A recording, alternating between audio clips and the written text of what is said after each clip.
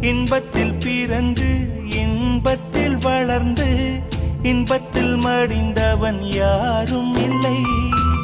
துன்பத்தில் பிறந்து துன்பத்தில் வளர்ந்து துன்பத்தில் முடிந்தவன் யாரும் இல்லை.